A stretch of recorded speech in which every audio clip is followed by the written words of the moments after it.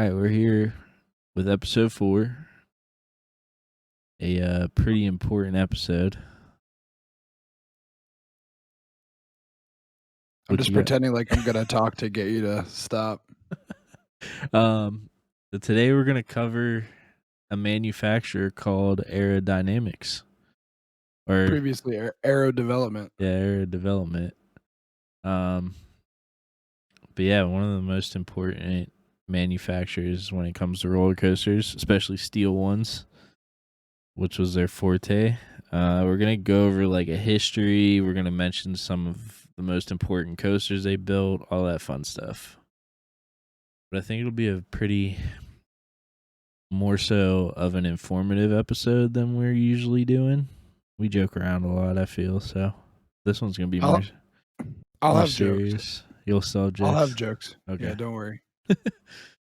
But I think this one's we're gonna go by year basically from the start, so all your information will be coming. We've researched the past week, watched some documentaries. 2 weeks? 2 weeks. Yeah. we better know a lot because it's been 2 weeks since we've had an episode. Has it? Yeah. I thought we only we did not one. we did not release an episode last week. Well, yeah, that's what I mean. We skipped a week. Yes, we skipped a week. Yes. We got an extra week for research. Yeah.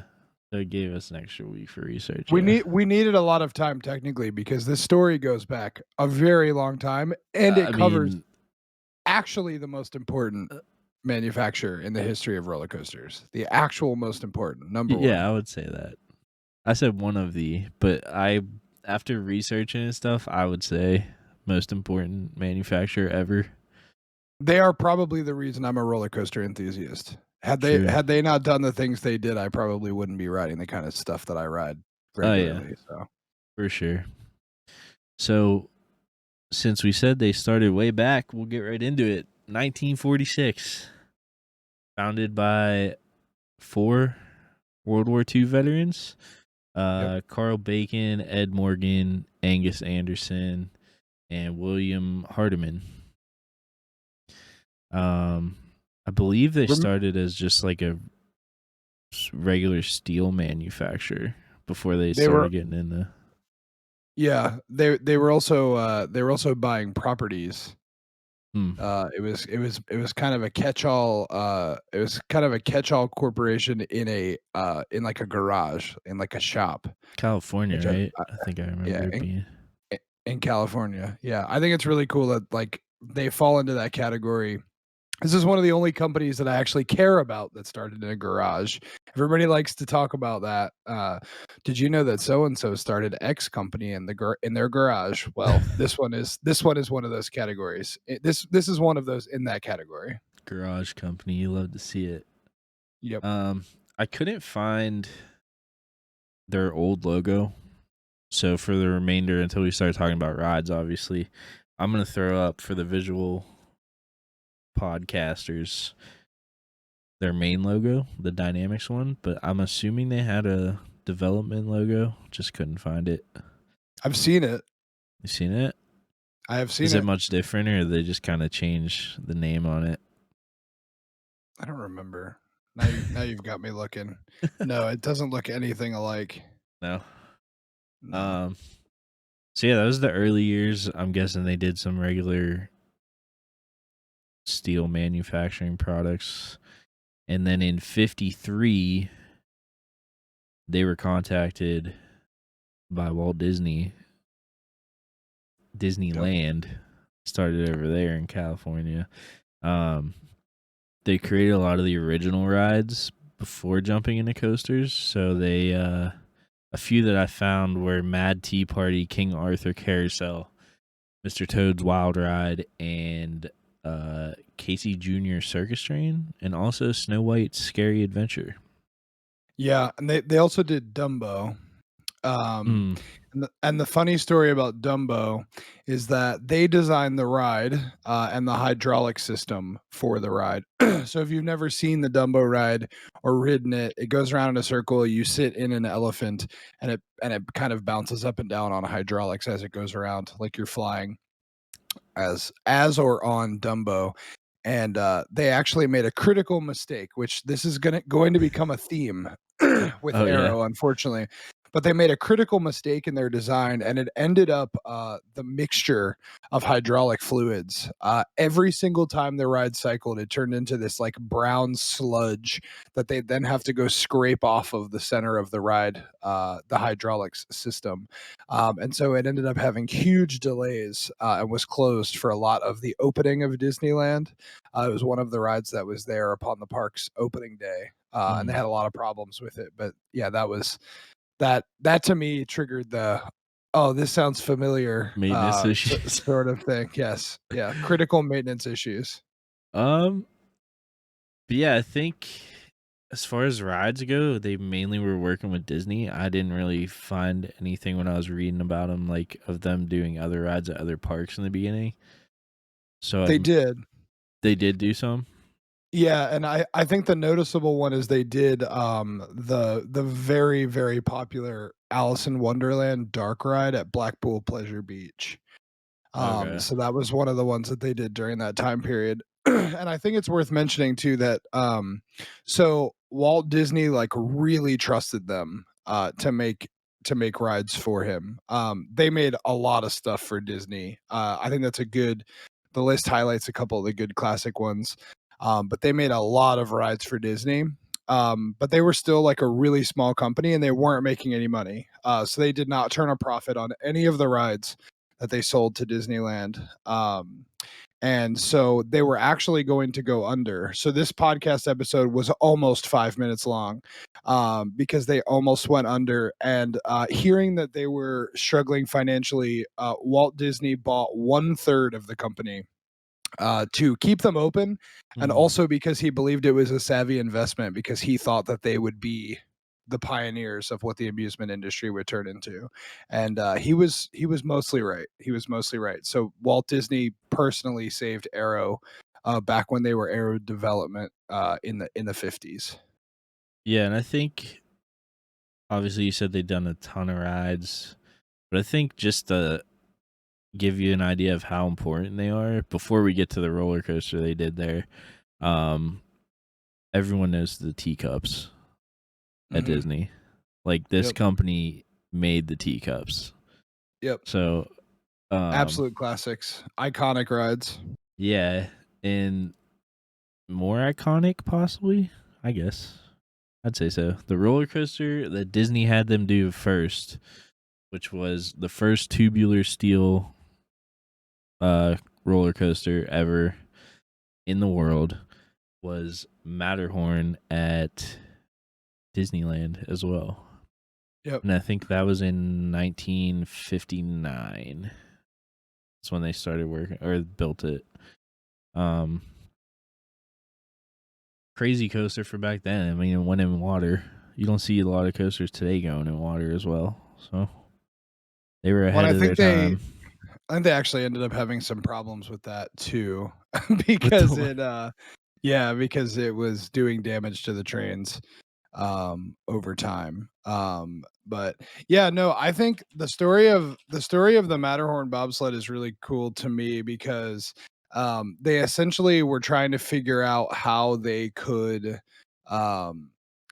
create a track of that shape. So they kind of had this idea of what they wanted to do, but they couldn't find the right application. They couldn't find the right material and the right shape to be able to pull this off. And so eventually they figured out that they could bend as long as they made essentially it was piping. As long as they made the steel pipe into tube, they could pretty much bend it in any direction they wanted to. And this was like long before computers or there, drafting software existed for engineering purposes. So they did a lot of this by hand, literally out with a tape measure to measure the distance. And I think like my favorite part of the backstory for Matterhorn bobsled that I learned on the Imagineer story on Disney Plus is that Bob Gurr, who's like, a legendary Disney designer, Walt Disney told him, "This is what I want you to build, and I want you to design every component." My dogs are barking their heads off. I want you to design the vehicles, and I want you to design the track and the path. And he was not interested in roller coasters whatsoever. Like he was completely, he just like wanted nothing to do with this project. But he was the only guy they would trust to do it. So he worked with Arrow and ended up building like, you know, like the first legendary steel roller coaster in the Matterhorn bobsleds. And it was actually also the first roller coaster to ever introduce the concept of block brakes. So they discovered that if they put wheels underneath the track separate from the wheels on the trains, they could slow the car. They could slow the cars down. They could send multiple vehicles on the track at the same time for that reason. And that was like the first introduction of like increasing hourly ridership capacity for roller coasters as well, Which is through block braking. I mean, that's just to Critical. say, yeah, another thing that like every company uses now. Yep. So Yep. for those who may not be too aware of what that is, it's basically sections along the ride where it gives them the opportunity to run multiple trains. So they're just little areas to where it's like, hey, this train passed this section, so the next one can go. Yep. Which is used on I would say every single roller coaster now. Most of them, yeah. Yeah. But yeah, they're behind Matterhorn. And when they were not designing rides for Disney in the early years, around the 50s, early 60s, they actually invented. I'm gonna say invented. They were inventors. The very first log flume.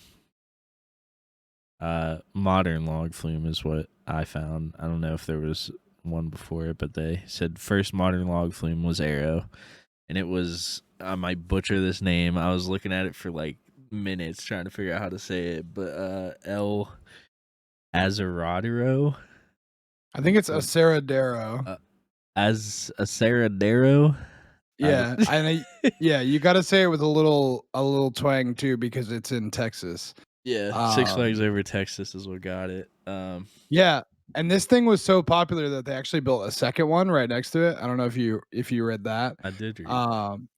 Yep. So they had such long lines for this thing that they had to build a second one, and this actually was like the sort of inception of the concept of every amusement park has to have a log flume. Like it's kind of weird if you find one that doesn't have a log flume at this point. Yeah.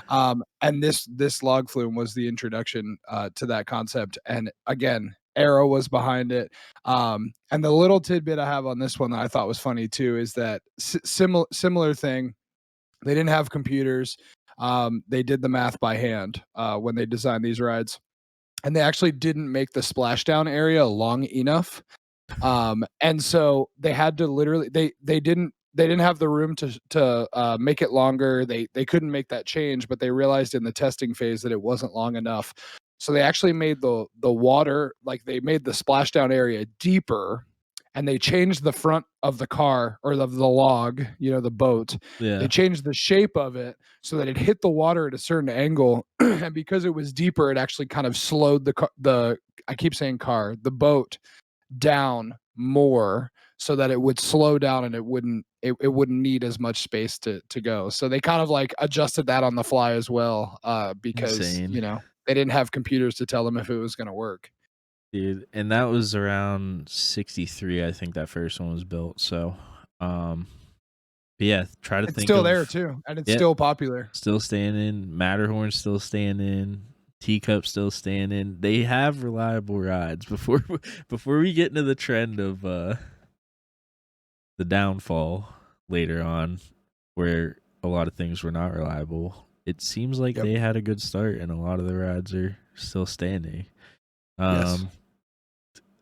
But yeah, I would just, another key moment to kind of give you an idea of how important this company is. Just try to think of a single amusement park you've been to or seen that at some point or still does have a log flume. It was most likely an Arrow. Yep. So yeah, that would move along to 65 when two of the members kind of dropped out and sold their interest to two of the other members. And I have in the notes here. So Bill Hardiman and Angus Anderson sold their interest to Carl Bacon and Ed Morgan. And then that's also around when Ron Toomer hopped on board with Yeah. Arrow. So Bacon and Morgan hired Toomer in 65. And I thought this, when I heard this for the first time, I was kind of like mind blown by it. And maybe it's just like, you know, a generational thing, but Toomer was actually the first degree holding engineer to work at the company. They had gone over a decade without having an actual educated engineer Hmm. on board the company. He was the very first. And obviously he's a legend. We could talk about him forever, and we probably will throughout this episode. But I thought that was kind of shocking that like he was the first actual the first person actually taught in a university setting. They gave him a degree saying that he was trained to be an engineer. They had never had that at the company before. And I think about all the things we've talked about already that requires engineers. Yeah. They didn't have anyone with a degree in engineering working at the company until now. Hmm. And I think from reading stuff, and I've like went on multiple sites and stuff to try to figure out if anything major happened between these 5 years, but between 65 and 70, I'm assuming they just kind of steadily built smaller rides. They were scheming. Yeah, and the main thing I found is that they were kind of in the background working on the steel looping coaster the whole time. And arguably every site that I went on said some form of these words is that Arrow perfected and was working on the modern looping steel coaster. So think about that as well as the other things.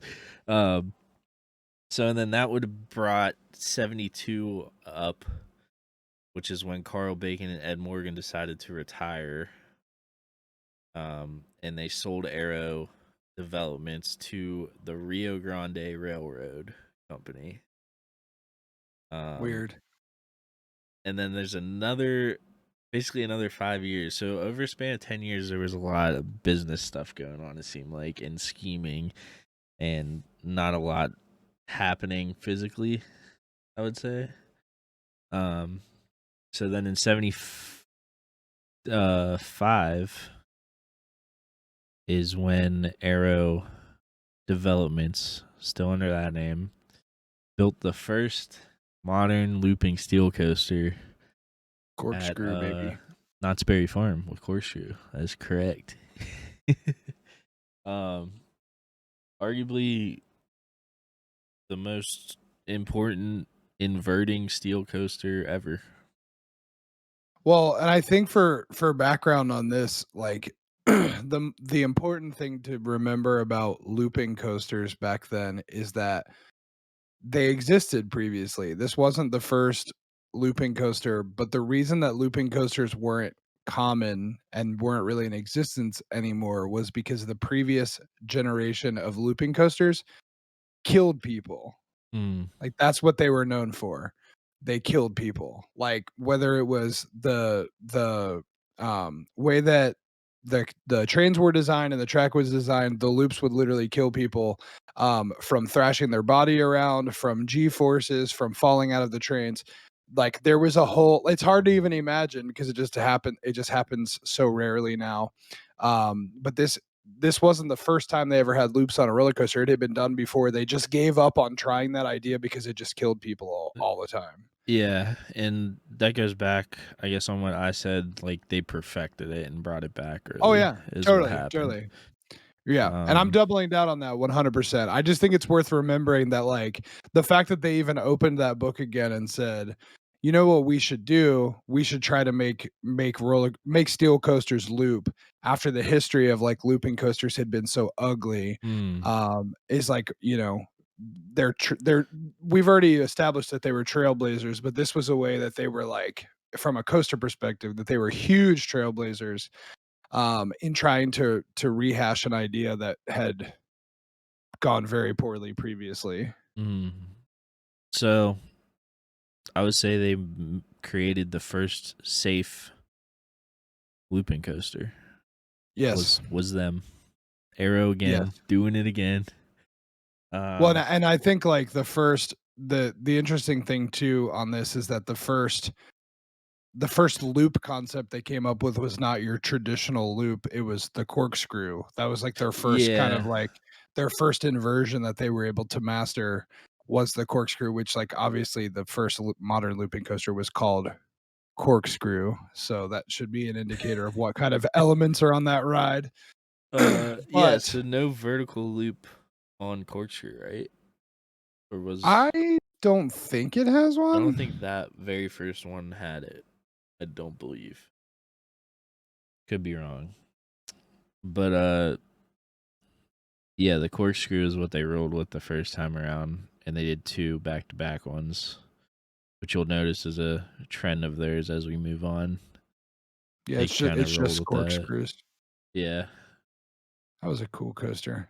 Still is a cool coaster. It's just at a different place. Yeah, relocated. Well, a lot of them are still in the original place as we go on, you'll see, but a lot of them have been torn down as well or relocated. Um so yeah, over that decade, the 70s into the 80s a little bit, they went on to build a lot more of them. I think it said dozens of coasters between the looping and corkscrew styles. And then also during that time, they started their Runaway Mine Train coasters. And I think the first one was Cedar Creek Mine Train, I believe, at Cedar Point. Cedar Point. And then eventually, in I think 77, they brought a corkscrew model to Cedar Point. I think that one has a loop though, I believe. But yeah, that one was also called corkscrew. Very creative. Yeah, right. Yeah, and I think the other main mine train that they did back then was Adventure Express at Kings Island, which was also in Ohio. And there's like a million runaway mine train, Arrow runaway mine train models around. I mean, Yeah, there are now countless. because they had a mini model and they had this one. So a lot of parks bought them because they're more of a family coaster, I would say. So amongst the log flume, the mine train, and the looping, they were kind of covering all age groups, I would say, at this point. And then the weirdest thing I found in that era between like mid 70s to early 80s was that they did the launch loop, which if you're unaware, it started, the station was elevated, so it had the drop out of the station.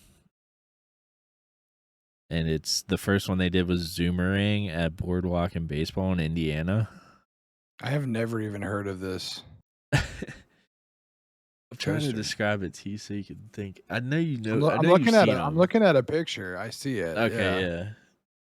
So it's where the drop is out of the station. They called it a launch because I guess it did have a little launch. Nothing extreme, just to get it out of the station, I guess. And then it went down a hill into a loop, up the other side, and then backwards, back through the layout. Also, Boardwalk and Baseball was in Florida, but that's not worth mentioning. I said Indiana was the first one. So this one says Zoomerang 1977, Boardwalk and Baseball, Haines City, Florida. Somewhere I had it backwards then. Is there another one in Indiana? Yep. They moved it to Fun Spot Park as Afterburner, and Fun Spot Park is in Indiana. I figured it out. I was jumping between so many websites, dude. That is a very ugly roller coaster. Yeah, not their best work. Mm. Cool. Cool concept, I guess, at the time, but now that I feel like that ride, if I think there's still a few standing, it's probably not that popular. It's a Just like very a single loop, like in between two drops. It's yeah. It's I guess the only thing it would offer that their other coasters weren't doing is that it went backwards through it. yep. That's the only edge it had. So Look at us, dude. Our first tangent of the episode. Good job. so the first custom looping coaster that they started. This is where it gets interesting. This is where they start going crazy a little bit. The same year, it was 77, was Turn of the Century at Marriott's Great America, which is now known as California's Great America. Yeah, I believe that was renamed to Demon. It was. And it was later modified in the 80s before it became Demon. I can't remember. Oh no, this is the same time they modified it. The layout is when they made it change the name and stuff to Demon. The layout just had one vertical loop and then the two corkscrews. And they modified it to have two back-to-back vertical loops and the two corkscrews as well. They added like a a near miss element too, where you like rode into a monster's mouth.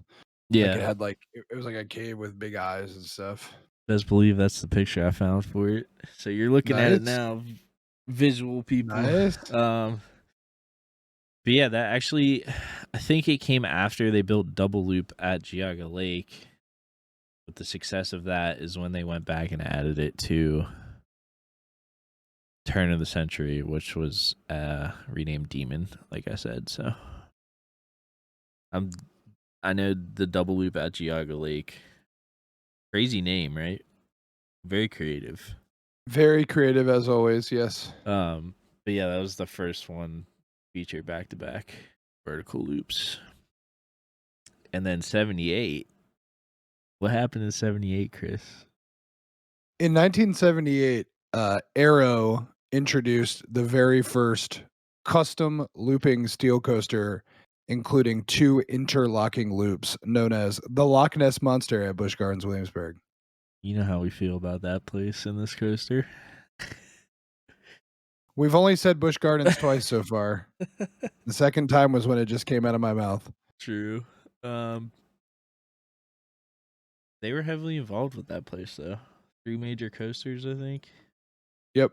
The log flume they did as well.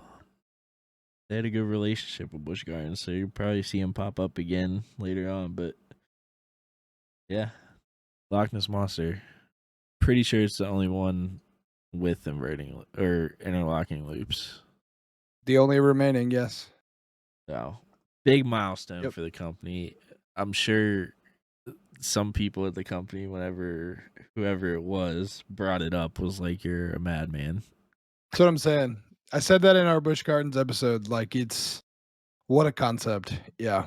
I mean, just them Crazy. tackling this project too is just like the amount of respect I have for him. Like, obviously the older stuff that we talked about, but this project alone to me is just like the area it's built. Aside from the interlocking loops, Yeah. just like where they have it, terrain. stuff, like it had to have been a challenge. Yep.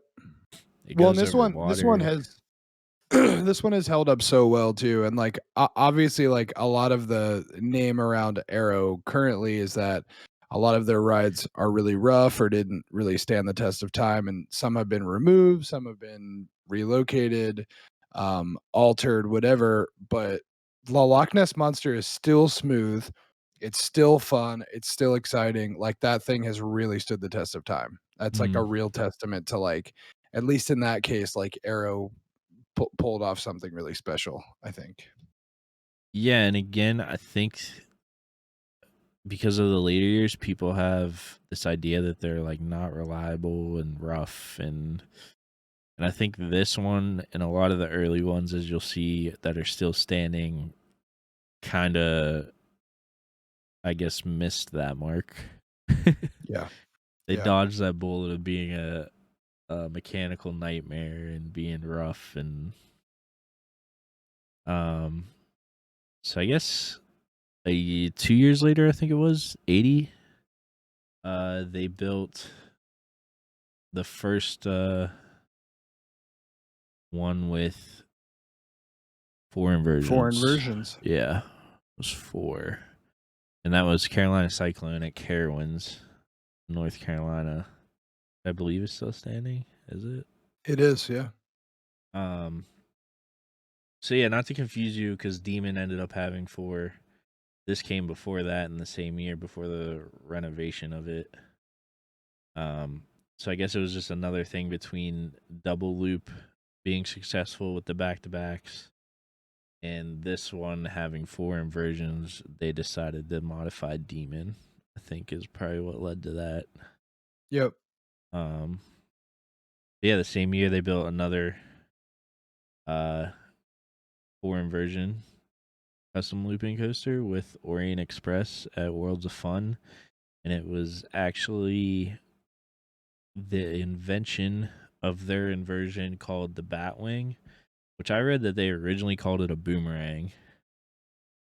But it's basically 2 half loops and 2 half corkscrews, and it resembles like a wing of some sort. So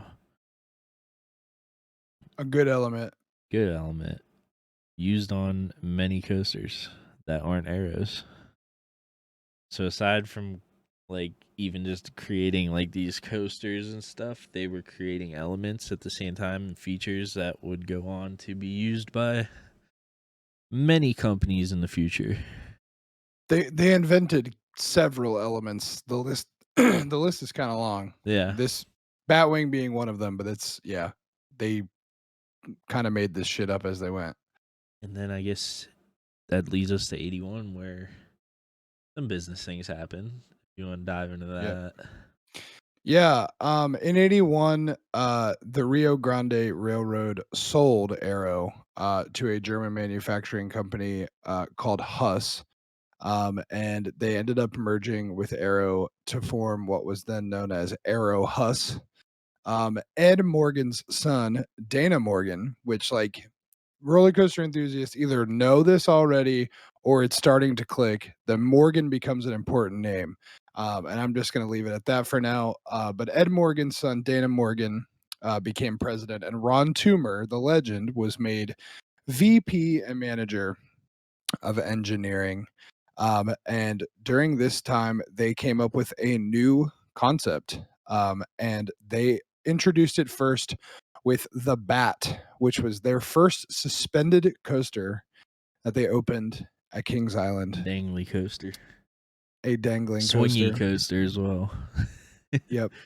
And unfortunately, this coaster had a lot of problems.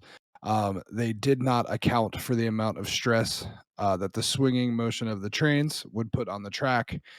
So it was very short-lived and closed Extremely. in 1983.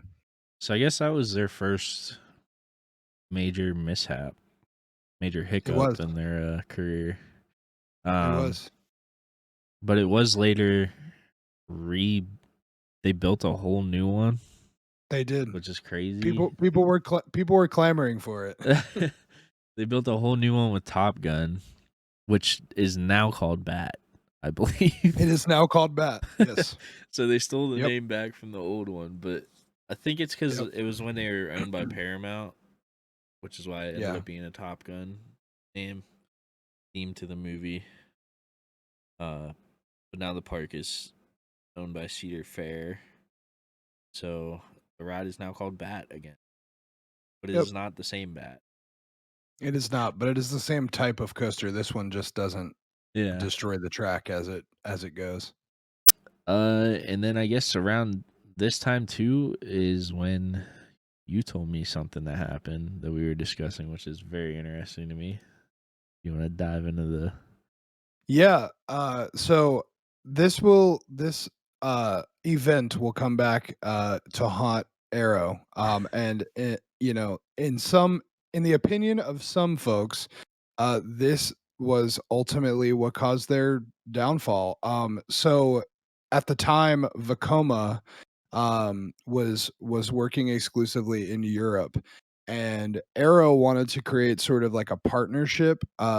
Initially, they wanted to sell their trains um, to Vekoma, and then they sort of like expanded on that idea of partnership in that Vekoma would build the coasters for Arrow in Europe, so that they could cut down on shipping and transportation costs. So they spent 6 whole months. They sent engineers to Europe, to Vekoma, to show them how their processes work so they could sell Vekoma on this idea of partnership. And Mm. instead of agreeing to enter a partnership, Vekoma simply took their ideas and used them for themselves. And their first use of the Aero Track system was in their Vekoma Boomerang models in the 80s. And this created, almost one for one identical competition to Aero, by a company creating a very similar product and using it in different ways that Aero had not done before. So they made a very big boo boo by trying to go into business with Vekoma. They almost And screwed this them. would Yes, they did, and this would haunt them for decades after. But yeah, that was early Luckily, early mid '80s. when I read into this a little bit, um, I don't want to throw shade, but luckily it kind of came back and bit Vekoma later on as well. To where they were notorious for being rough and Oh yeah, terrible. yes. Oh And yeah, we talked they about, they took a huge dump. yeah. They did, and I think that it's kind of surprising that Vekoma is the one of the two that like still prevails to this day and is actually building awesome stuff. And I guess that's probably more to do with business dealings and less to do with the product, because I think the Vekomas, like even the existing Vekomas, are just horrendous from Yeah. that era in comparison to some of the still existing Aero coasters that are still out there. So I guess it leads us back to what you hinted at with Morgan. So Yes. 83 brought along, I don't know if that's the year he left too, but Dana started Morgan with his father Edward, who was original founder of Arrow. They started a Yep. new manufacturer called Morgan. And that was 83. And then shortly after that, Arrow Huss filed for bankruptcy in 85. Lots of bankruptcy along Yes. the lines of this company, Not very unfortunately. not very good at keeping money around apparently at No. Arrow. But American officers negotiated a buyout in 86, and the company reemerged as Aerodynamics with the boy, the man, Mr. Ron Toomer, Yep. serving as president. Yep. And then big milestone came along in 89 with their resurgence. And we got the world's first hypercoaster with Magnum XL 200. Yep. Not to be confused with the product that you may find in stores. Not familiar. Yeah, dude, like, and this was really huge. This was really, really big for Aero Dynamics. The new version of Aero from this era. What I really like about the Magnum story is that it was never supposed to be 200 feet. It was actually going to be shorter than that. And they were convinced for marketing purposes that it needed to be over 200. And so again, the first hypercoaster, like, then that's all. It's like literally how that happened is that like they wanted to try something that was less inversion driven and more airtime driven. And this literally was like it started a whole Dude. new genre of roller coasters, Yeah. right? Like some of my favorite roller coasters came from this mold.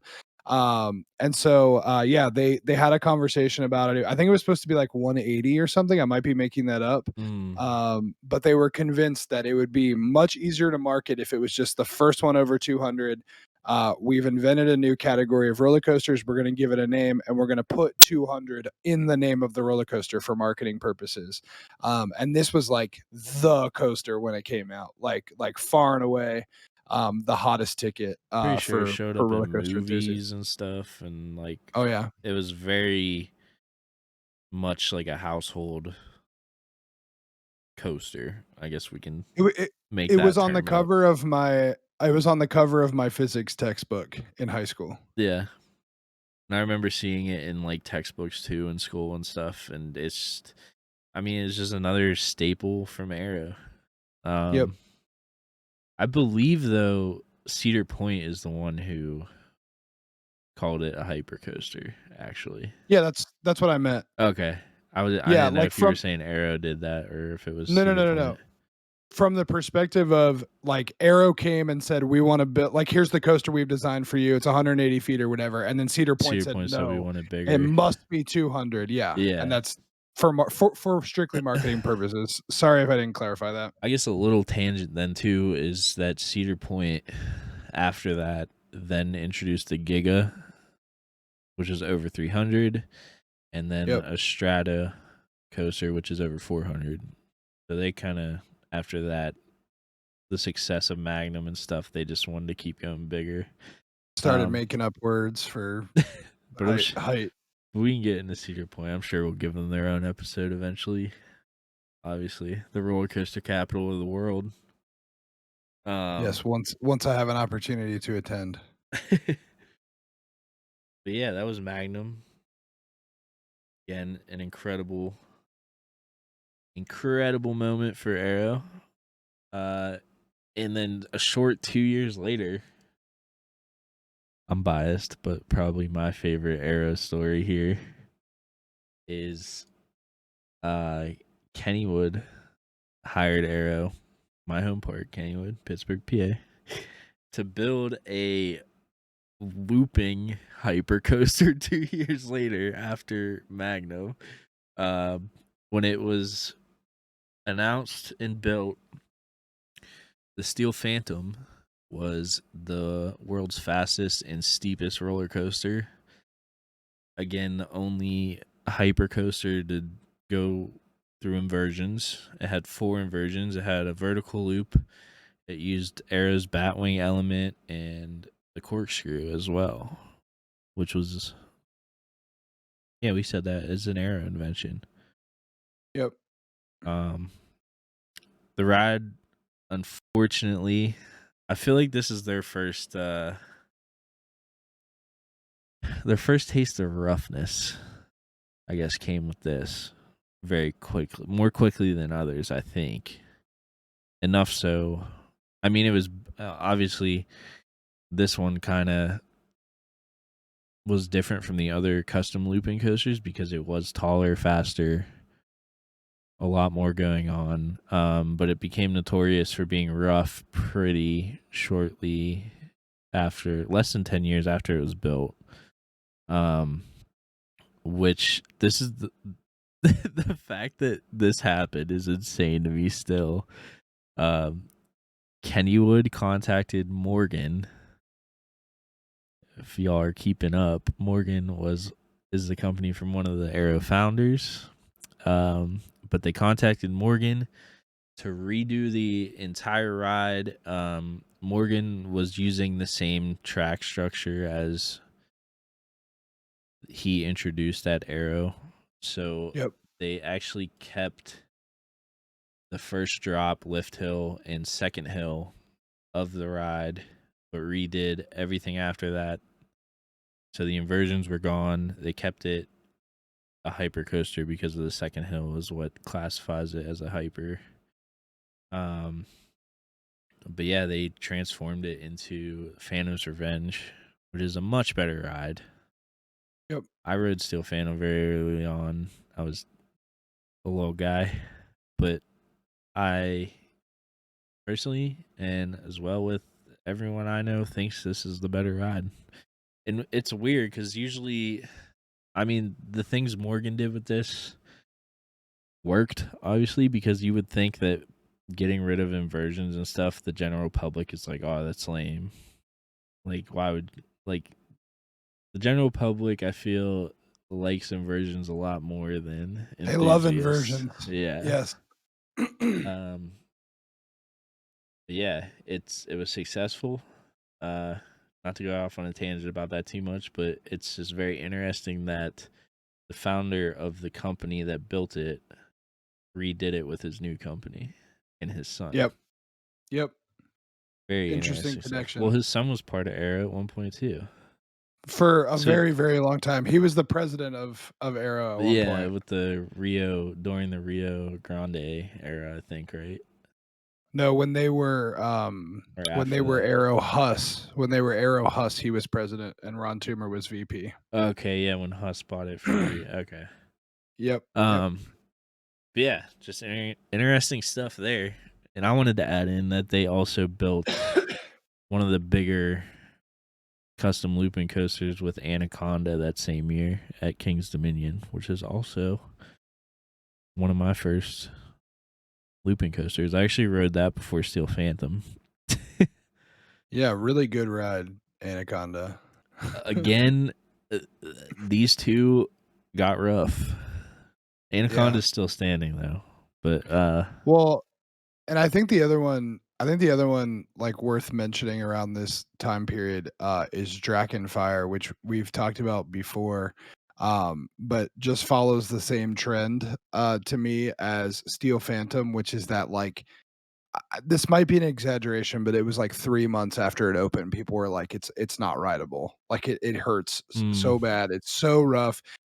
It's not at all rideable. And so it closed really quickly. For a similar reason. And, just a little tidbit to get into the next little era here is that the reason that it was so terrible was because Arrow basically took a B&M plan that had been abandoned and tried to build it using their supports and their track and their trains, and it just didn't work the same. I Their couldn't trains and track were not able to do what B&M could do. I could not find anything, but was B&M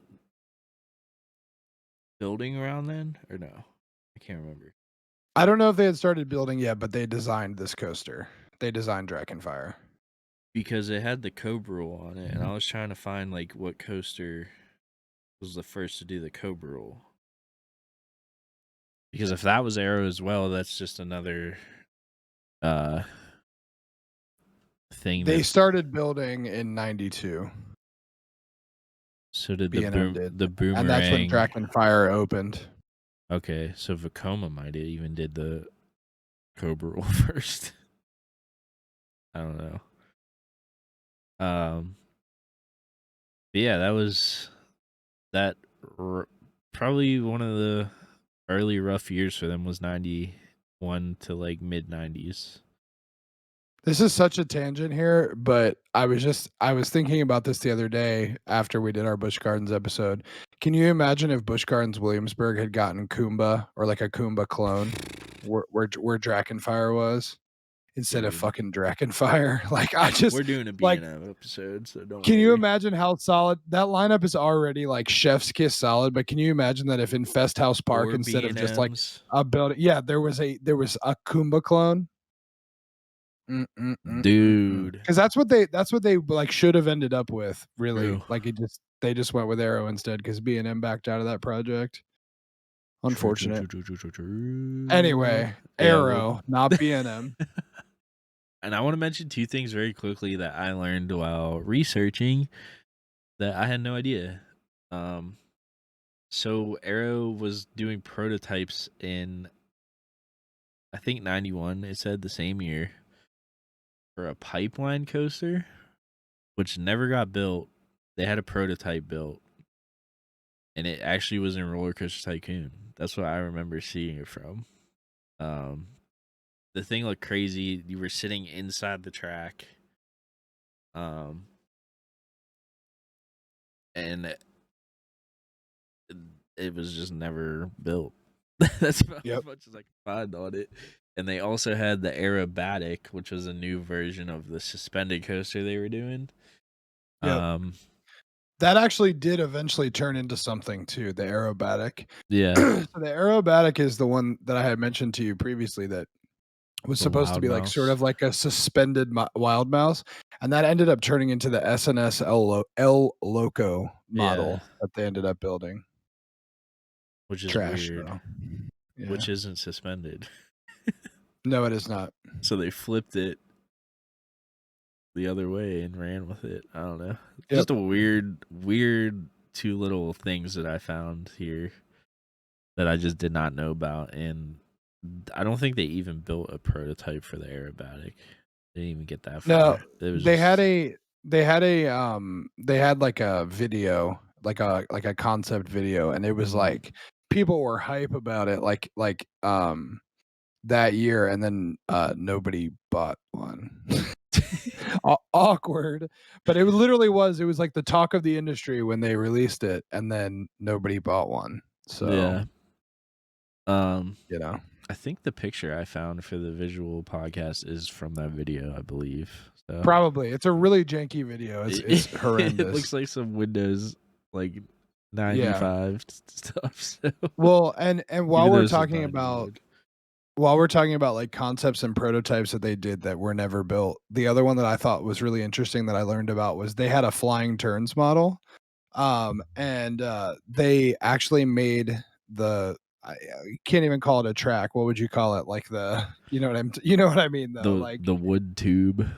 yeah, the tube. So they made it out of steel. And they were thought to, in their minds, they were improving the flying turns concept to make it easier to maintain because it'd be made from steel. And Insane. it didn't work at all.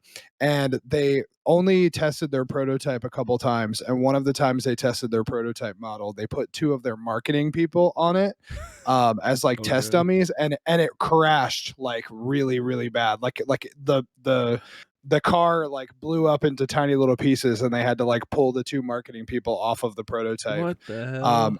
and rescue them. Yeah, that was a fun little tidbit. So needless to say, Arrow never built one of their flying turn steel models that they were trying to come out with. How did I not see that? They must have buried it in some places because I did not come across. There's a video where one of the people that was on it talks about it. She was like one of the marketing people, yeah, and she said she basically ended it by saying like, needless to say, that was a very interesting time to be working in Arrow marketing. So this is when we hit a little bit of the beginning of the downfall. Yeah. So mid to late 90s, after many groundbreaking projects, after many successes, the company workload seemingly fizzled out. Towards the end of the decade of the 90s, some big players showed up with B&M, and I believe Intamin started in the late 90s as well. Yep. And they would go on to dominate. I mean, they still dominate. So for like 30 years almost. Yep. They've been running with it. And that led to Arrow no longer being the leading steel coaster manufacturer. Yep. Very quickly. Well, and I think that it's like kind of worth remembering like Arrow was the trailblazer for steel coasters, but I don't think they ever successfully managed to evolve their most basic concept. True. And Intamin and B&M both came in and just kept progressing. They just did it better, right? So like B&Ms don't get rough, right? Like I've ridden B&Ms that were built in the early 90s that run like they're brand new. And they can do a lot more. And that's like something that like some of the Arrow designers and engineers have admitted like decades later is like their big mistake was like they just never changed anything about their most basic concept about how the track how the track functions, how the trains work. Like you can look at, we're going to talk about Tennessee Tornado in a second, but Tennessee Tornado looks like Loch Ness Monster, and they were 30 years apart. Yeah. Or 20 years apart, whatever it works out to. But B&M came through. Like if you think about Kumba, just as an example, or Batman the Ride, the Batman clones, versus something like Tennessee Tornado, they seem like they're from two different eras entirely. Yeah. But they came out in the same decade. And that's just because I don't think Arrow ever really caught up to what some of these other companies were doing. And you're right, it happened really, really fast. Like So this fast. at the beginning of the 90s. Yeah. Like B&M was Thanos, and they came in and just Oh yeah, and Intamin too. away. Like Intamin definitely played a huge role in kind of edging Arrow out of the industry almost entirely. Yep. So by the late 90s, 99, very late 90s, their last go at their custom looping coaster was Tennessee Tornado, which is considered widely by enthusiasts to be the best one. It is my favorite Arrow. Is it? Over Loch Ness? It is my favorite. It is, in terms of like everything else aside, nostalgia factor aside, it is the best Arrow that I have ever ridden. So like ride experience is the best. Yeah. Okay. Yes. Yep. Really, so that really fun ride. That also introduced a new element with the Iron Butterfly, was what I'm assuming Dollywood coined that. It sounds like some Dollywood stuff, doesn't it? Yeah, and it was basically a vertical loop and a sidewinder, which was half of their Batwing element, if you remember that from earlier.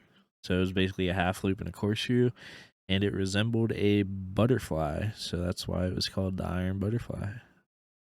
And this ride was also Alan Schilke's second and also second to last coaster he designed for Arrow, or at least for this for aerodynamics. I was so bummed when I was like looking stuff up, and I like could not find the years when he showed up, and like. I think that he started working for Arrow around 90. I want to say 98, but I might be making that up, or 97, somewhere in that range. But he came up from nothing really. Like he was a nobody.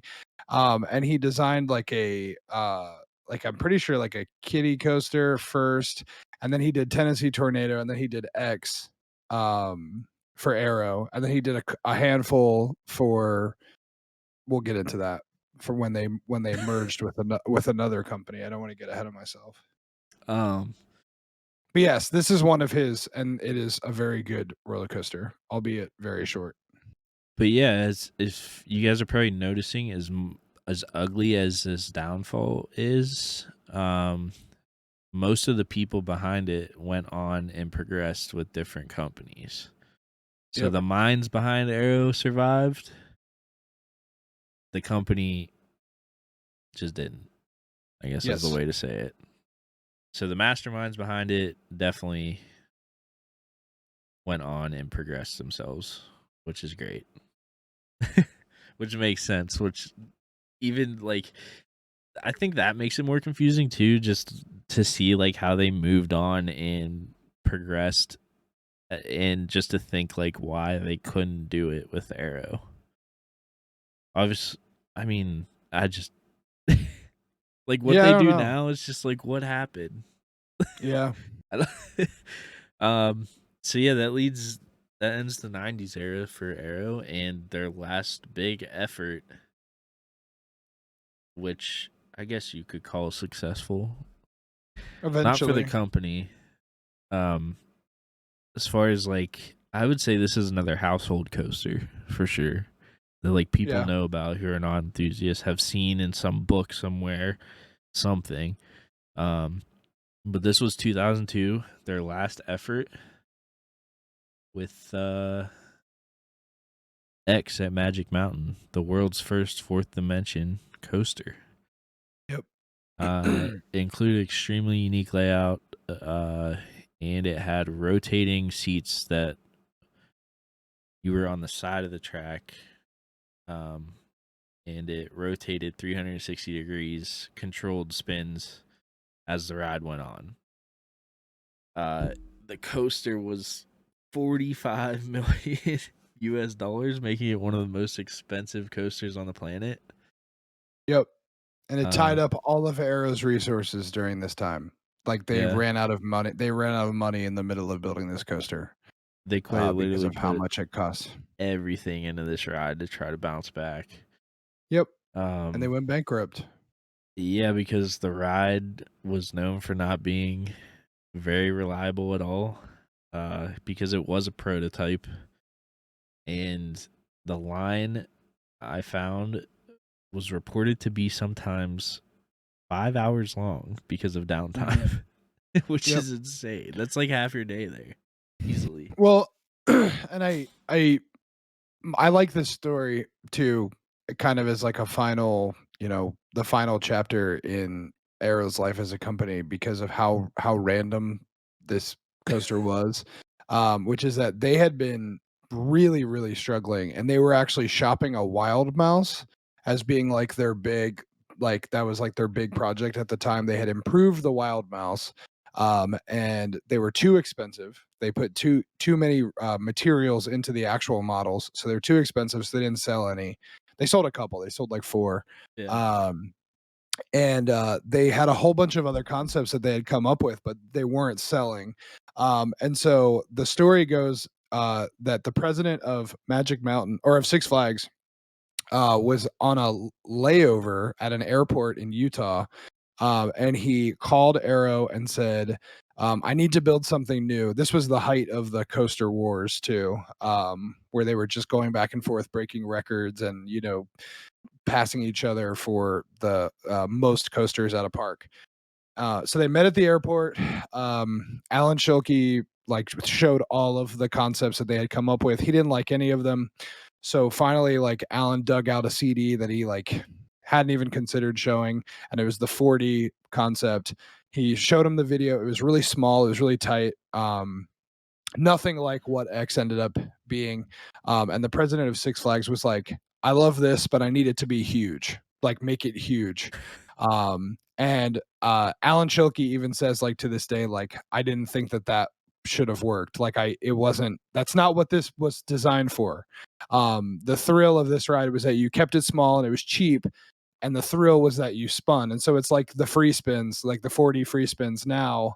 Mm. That's what he had in mind when he designed this. But Six Flags insisted that it be enormous.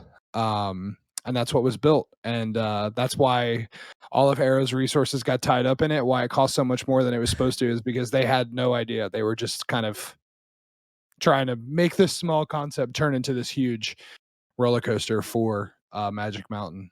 Mm. So basically, it was successful for the park. Huge hit.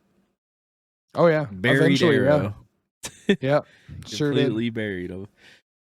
So at the end of that year, the year it was built, the company's assets were sold to S&S Power, which is now known as S&S Worldwide.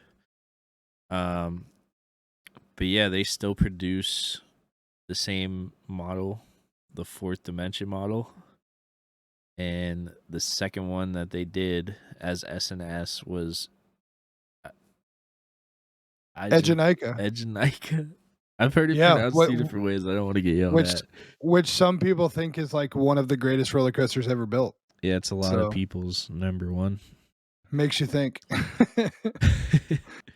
Maybe they were onto something there. And then also, they tried to bounce back.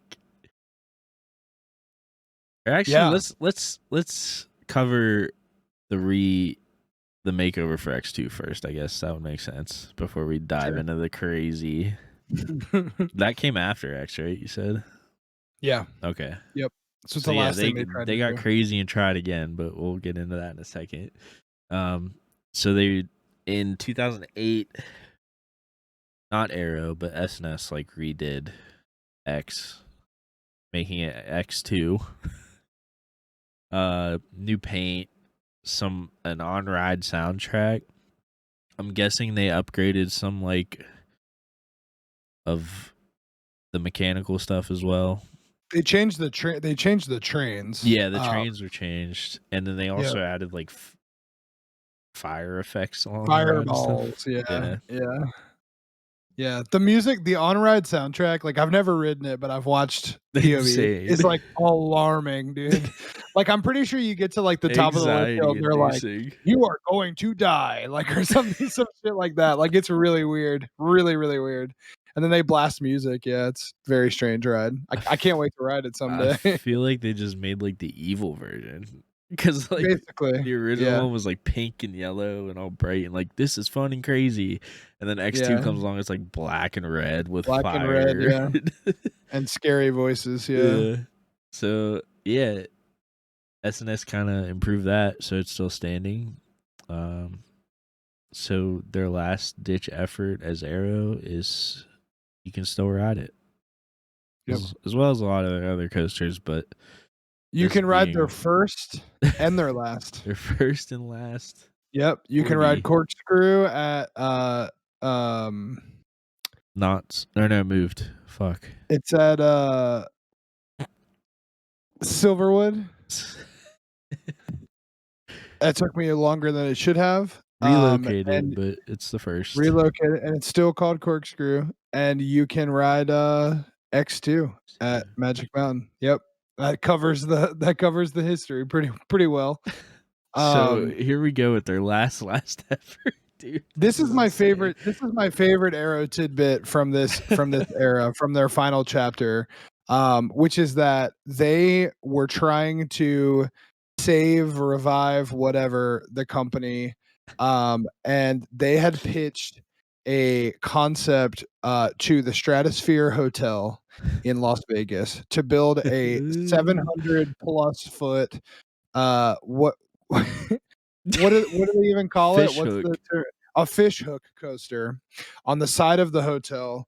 And it would, I mean, if it was standing today, it would be one of the craziest things, just visually, even to look at. And yeah, that was going to be the project that was going to make them some money. And they thought that they were building it, like they were pretty sure they were building it. It went through the review process, and there was huge backlash from residents of Las Vegas saying that it would be an eyesore, it's terrible, etc. And even as that was going on, they still thought we're gonna eventually build this, it's gonna be okay. And then it got denied, and they never got to build it. And it would have been one of the craziest things ever built, in my opinion, if they had Insane. successfully done it.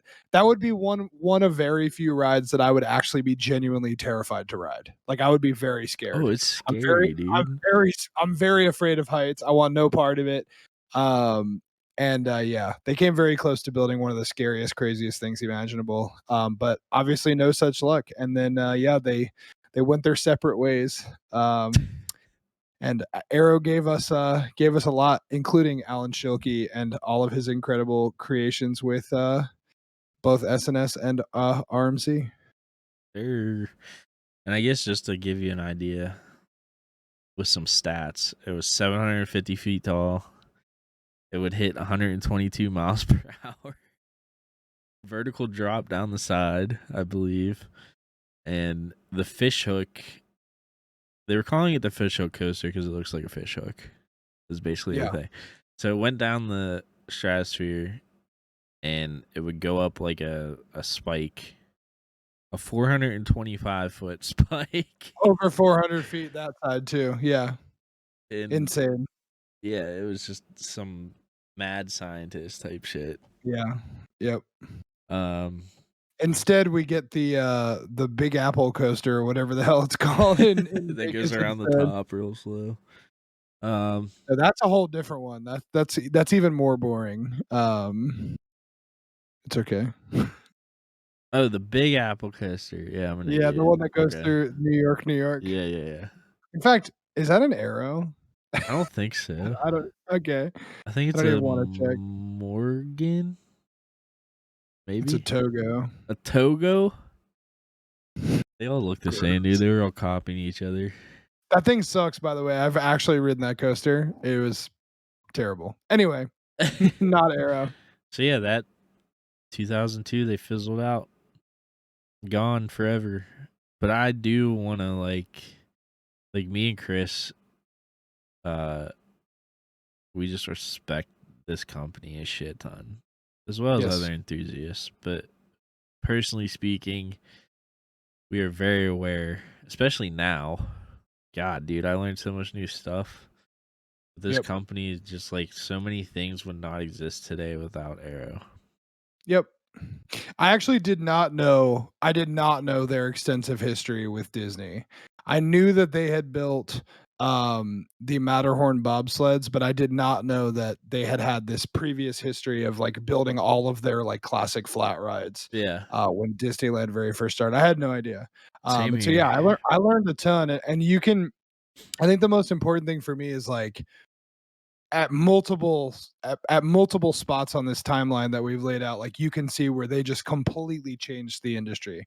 They changed the industry, they changed the concept of roller coasters altogether. And I think the reason that we now have this environment of like companies every couple of years just completely crank it up and like raise the envelope to like brand new concepts, ideas, heights, literally speeds, literally and figuratively. And I think that whole thing was kind of kickstarted by the pioneers that Yeah. were Arrow. And yeah, like you said, I would just say that they companies now, unfortunately, Arrow had to go for them for this to happen. But I feel like companies now progress so much because they all saw what happened with Arrow. Yeah. So even from the grave, Arrow is pushing. In my mind, they're pushing all these new companies to keep doing what they're doing and Yep. doing crazy new stuff, and because they all saw what happens when Arrow was kind of just stagnant with their models and stuff. Yep. So, but yeah, I think I have notes here too for some models we didn't really talk about, which are interesting.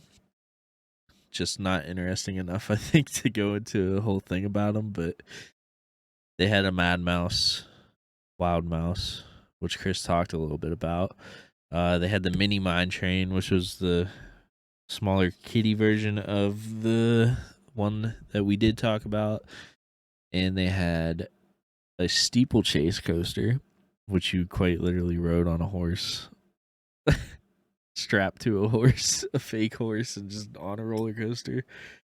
And then they had one called Special Coaster Systems, which I didn't know it was called this, but that is like Gemini at Cedar Point, if you know what that is. It's the hybrid. Yeah, the Yep. first The first hybrid. first They were hybrid they were steel wool. well ahead on that concept. If they would Um, have just with changed their Gemini. track or something and kept going, they could be Well, what RMC is apparently, doing. apparently Who too. knows? Ron Toomer said that his favorite roller coaster he ever designed was Gemini. Like to the day of his death, he said Gemini was the best coaster I ever designed. And his list is pretty stacked. So like he thought that coaster was very special. Yeah. And obviously RMC pretty much like smoked a little crack and then used the same concept to build like the most unbelievable roller coasters currently Uh, exist. if we wanted to interview that man, we just said he smoked crack. I didn't say Alan smoked crack. I said Well, RMC he's part of as a RMC. whole smoked crack. He's the designer. He is a designer, yes. One of the yeah. So he had to have been one of the ones smoking crack. If that's That what you're checks out. implying. That checks out. Um, but yeah, that's really. I mean, we're gonna go over a couple of our favorite before we end here, but like they invented elements, they did a lot of firsts, and it's just we love Arrow. No matter I how think like go ahead, you're good, you're good. no matter how rough one might be that I get on, I am able to still recognize that like where it came from and what company was behind it, and I don't think I could never have a bad enough experience. I could have the worst experience and I'd still be like, that's an Arrow, it's history. Oh yeah, I still ride every Arrow at every park I go to. I don't skip them. Yeah, I agree. What I think like this might sound silly, but like I think Arrow represents what is like when you ask like a normal person to think of roller coaster. When you say describe what pops into your head when you think about roller coaster, Mm, it's Arrows, right? It's like your traditional lift hill drop, vertical loop, yeah. corkscrew, whatever. That's like I think about playing Roller Coaster Tycoon. Like the most basic steel coasters that you could build on Roller Coaster Tycoon were arrows. Like that's Mm, what they were. They were designed after arrows. And so I think that yeah, it's just kind of like Arrow created what it meant to be a steel roller coaster. And they're yeah, crazy important. so important. Like it's unreal. But yeah, let's get into a few of our favorites to send y'all out. Um, for me, one of my favorites, I know it's not Chris, but it was Anaconda. It is rough now, but it's special for me because it was my first inverting. Um, yeah, just that one. Steel Phantom, obviously, for me. And one I did not tell you that I threw in here, which you probably saw now, but I have been on Dragon Mountain in Canada. That thing is legendary. Thing is weird, but it's I an want to arrow. ride it.